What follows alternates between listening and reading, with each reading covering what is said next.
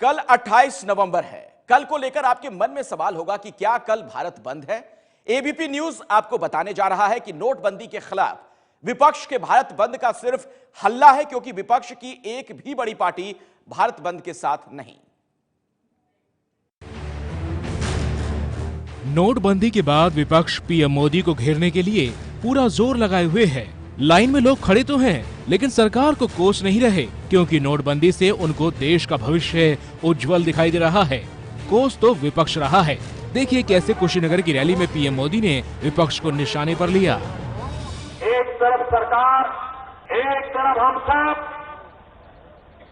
भ्रष्टाचार के सारे रास्ते बंद करने में लगे और दूसरी तरफ भारत बंद करने में लगे।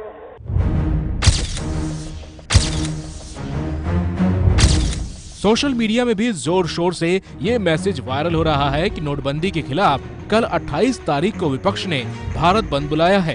भारत बंद का मतलब शहर बंद, कारोबार बंद, स्कूल कॉलेज बंद। लोग पीएम मोदी का समर्थन कर रहे हैं। भारत बंद के लिए विपक्ष का तगड़ा विरोध कर रहे हैं।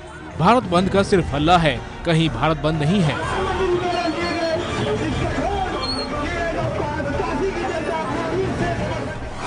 एबीपी न्यूज ने भारत बंद के इस मैसेज की पड़ताल की। हमने कई पार्टियों से पूछा कि भारत बंद के मैसेज को लेकर उनका क्या स्टैंड है। कांग्रेस ने कहा कि उसने भारत बंद की अपील नहीं की है। कल कांग्रेस कार्यकर्ता नोटबंदी के खिलाफ जन आक्रोश दिवस के तहत देश भर में प्रदर्शन जरूर करेंगे। कांग्रेस के भारत बंद में शामिल नहीं होने से ही विपक्ष की हवा निकल गई। महाराष्ट्र, मध्य प्रदेश, छत्तीसगढ़, राजस्थान, पंजाब में भी सरकार बीजेपी की है और कांग्रेस विपक्ष में नहीं है, इसलिए भारत बंद इन राज्यों में भी नहीं होगा। ममता बनर्जी केजरीवाल के साथ मिलकर नोटबंदी का सबसे ज्यादा विरोध कर रही हैं, लेकिन उनका विरोध का शो कल नहीं 30 नवंबर को होगा। ममता धरना देकर नोटबंदी का विरोध करेंगी। हालांकि लेफ्ट ने भारत बंद की अपील की है। लगता नहीं है कि बंगाल में कुछ असर दिखेगा। अरविंद केजरीवाल दिल्ली के सीएम हैं, नोटबंदी के खिलाफ तलवार उठाए हुए हैं, लेकिन भारत बंद में शामिल नहीं हैं। इसलिए दिल्ली में भी भारत बंद का असर नहीं दिखना चाहिए। आप कार्यकर्ता जिला मुख्यालयों में जमा होकर प्रदर्शन जरूर करने वाले हैं। नीतीश कुमार ने खुलकर नोटबंदी के लिए पीएम मोदी का समर्थन किया। जेडीयू भी भारत बंद की किसी मुहिम में शामिल नहीं है। जेडीयू ने तो ये भी साफ कर दिया कि वो ममता बनर्जी के धरने में भी शामिल नहीं होगी। विपक्ष के म्यान से जितने बाण निकल रहे हैं वो नोटबंदी के खिलाफ हैं, लेकिन विपक्ष के होते हुए भी नीतीश ने खुले दिल से मोदी के नोटबंदी के फैसले का समर्थन किया। इसलिए तो आज बेंगलुरु से बीजेपी अध्यक्ष अमित शाह ने नीतीश को धन्यवाद दिया।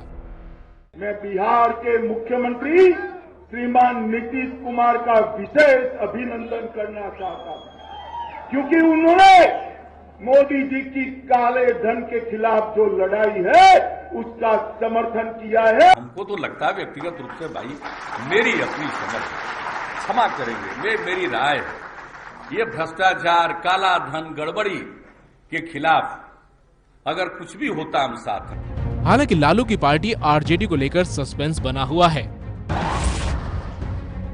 यही हाल यूपी का भी है।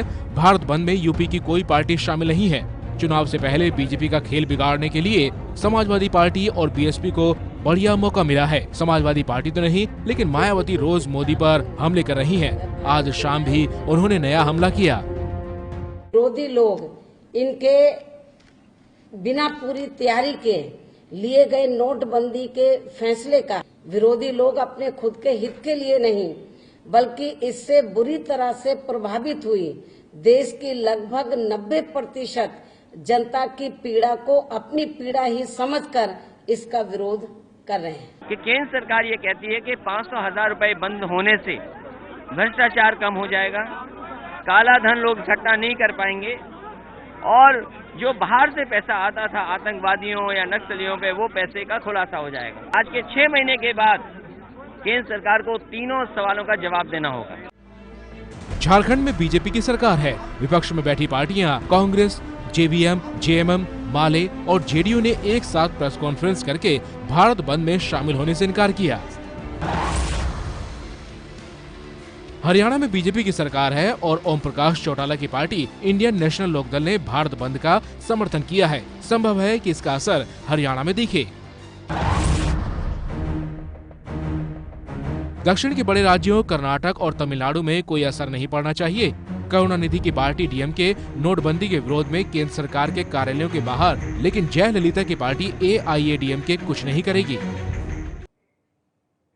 दरअसल कोई भी बंद तब तक सफल नहीं हो सकता जब तक जनता साथ ना हो। शायद इसी के मद्देनजर राजनीतिक पार्टियां सतर्क हो गई हैं।